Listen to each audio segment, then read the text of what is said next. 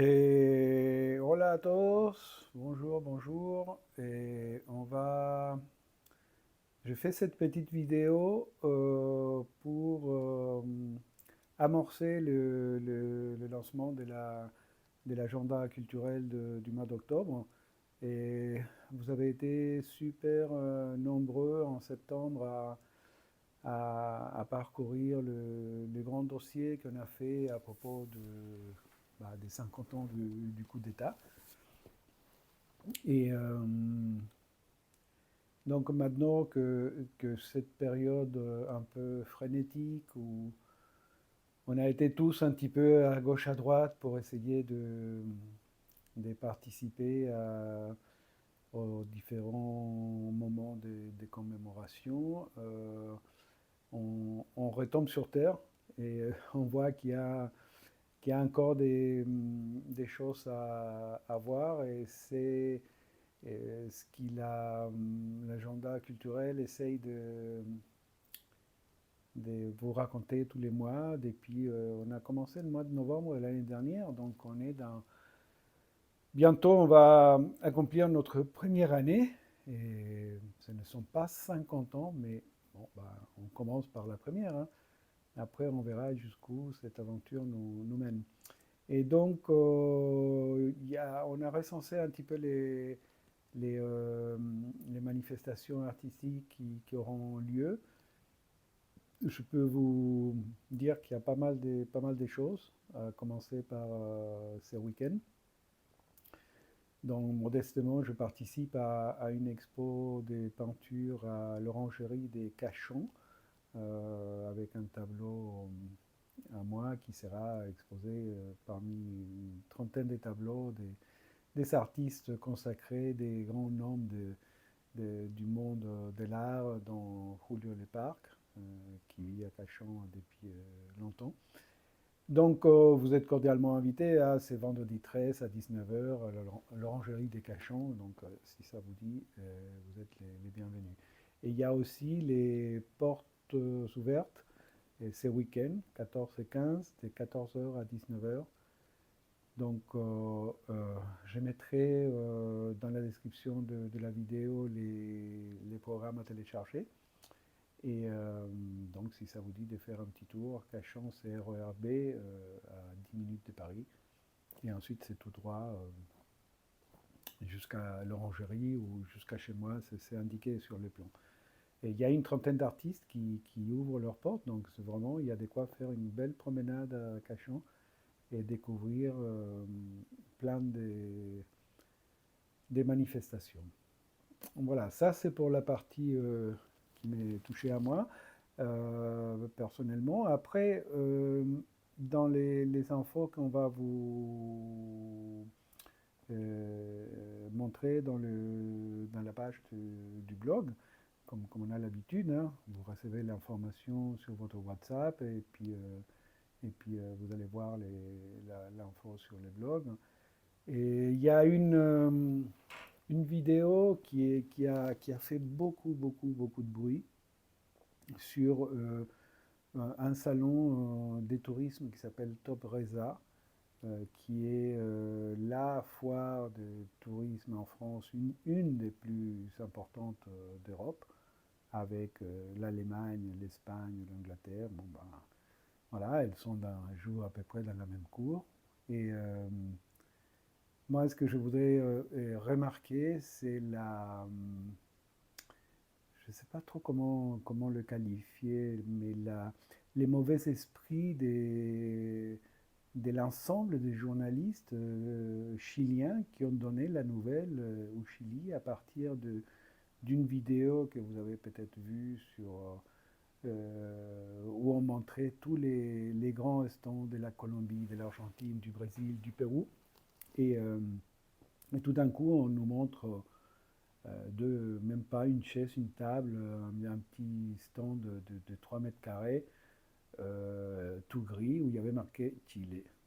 Et, et donc les journalistes, ils sont fait courir les bruits, enfin ils sont donné l'information comme quoi c'était le stand de Chile face à à- au grand stand qu'il y avait monté les autres pays.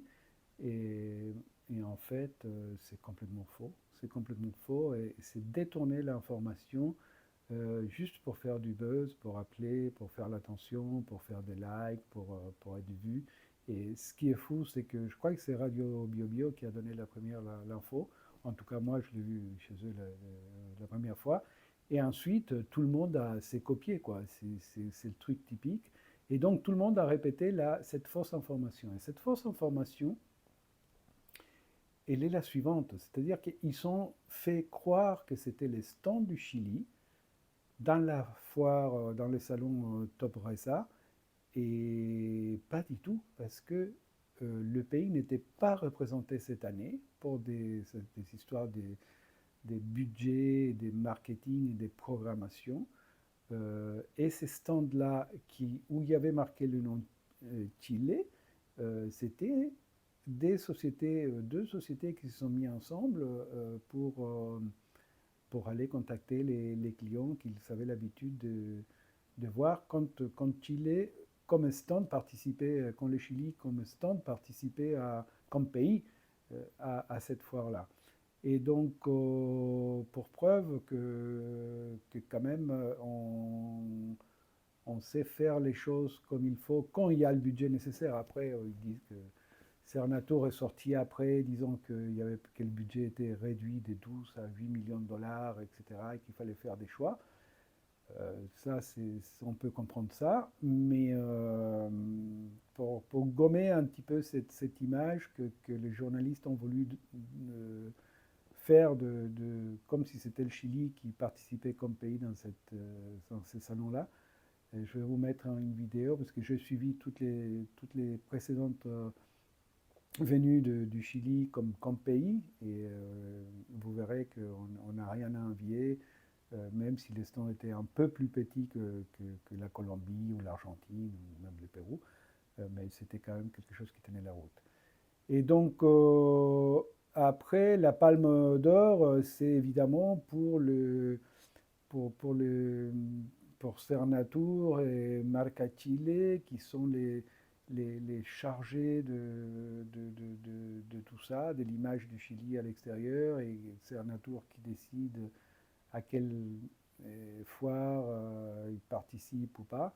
Je ne comprends pas qu'ils n'aient pas pris les devants en disant, bah, cette année, le Chili en tant que pays ne participe pas, pour des raisons budgétaires ou n'importe quoi, à la foire de Paris.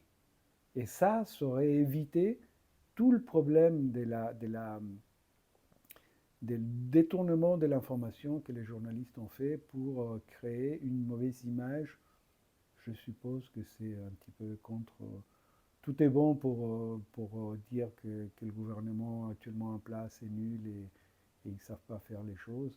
Et donc, ben, encore une fois, c'était ça que je voulais vous partager. Et puis après, je vous invite donc à lire la page du blog avec l'agenda culturel du Chili en France. Voilà, j'ai fait tout ça en français, mais un pequeño resumen en español, tratando de no alargarme mucho. Este video quiere presentar la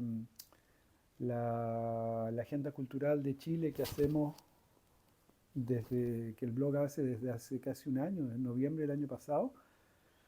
Vamos a cumplir un año, que no son nada comparado a los 50 años que se conmemoraron en septiembre, en el mes de septiembre.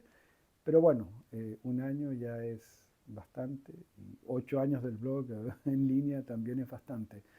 Entonces van a descubrir en la página del blog todas las actividades que hay este fin de semana y en lo que queda del mes de las actividades culturales de los compañeros artistas chilenos, artistas y artistas. Y, y el punto que quería remarcar es a propósito de la no participación de Chile como país en la feria Top Resa, que es la Feria Internacional de Turismo en Francia, que es una feria importante como la de Alemania, como la de Inglaterra, como la de España, juegan en la misma categoría.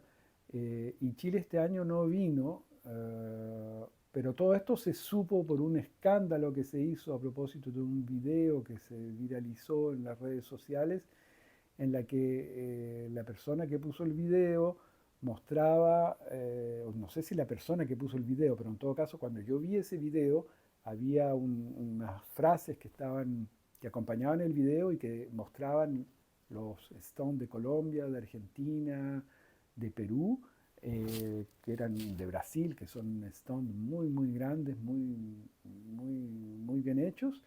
Y de repente muestran un stone pequeño de 3x3, sin ningún afiche, sin nada, con dos personas ahí al medio, y, y un cartel que decía Chile. Entonces los periodistas, yo leí la información por la primera vez, creo que en BioBio, los periodistas dieron la información haciendo creer que era Chile el que estaba representado en ese pequeño, minúsculo stand, y haciéndolo pasar como si era el stand de Chile como país.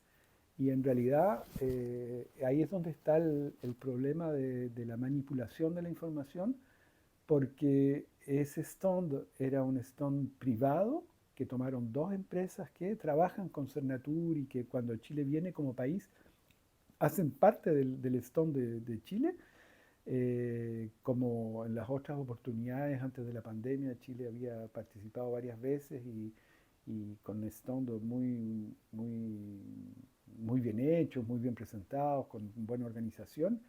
Y lo que me da mucha rabia es la manera en que los periodistas para hacer noticia y atraer gente divulgan una información manipulada, haciendo creer que era de Chile ese stand. Entonces, ¿cómo podíamos competir con Colombia, con Argentina, con Perú, con México, con Brasil, qué sé yo, de esa forma? Tal fue el escándalo que se armó que, bueno, Cernatur tuvo que salir a explicar que este año Chile no estaba representado como país por problemas de presupuesto y de programación, porque esto no se decide un mes antes, se decide de un año para el año siguiente. Espero que el próximo año Chile venga a la feria, porque es importante que estén presentes. Pero incluso un senador de derecha eh, eh, ensalzó al ministro de Economía diciendo que no podía ser, que quería explicaciones, etcétera, etcétera. O sea, él se tragó la noticia que dieron masivamente todas incluso los sitios alternativos de información como El Mostrador o CIPER. La Tercera, por supuesto, hizo un artículo muy largo a propósito de eso, de este hecho. Eso es lo que me da, lo que más rabia me da, ¿no? La poca eh, profesionalidad para hablar de una noticia importante, y que con la intención de dejar mal a las entidades oficiales, y yo supongo que detrás de todo eso está también dejar mal al gobierno.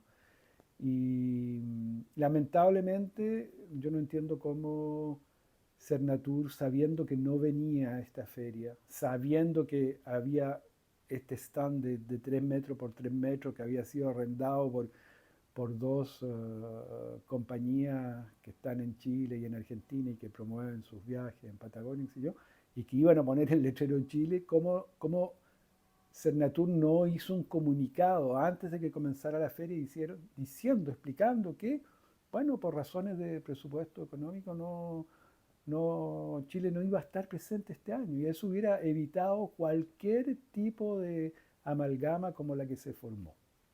Bueno, eso es todo, los dejo, espero que les haya gustado este video y a pesar de lo largo que es increíble, porque es complicado tratar de resumir lo que uno quiere decir. Entonces les dejo para que vayan a la página web del blog a buscar la agenda cultural de Chile en Francia del mes de octubre 2023.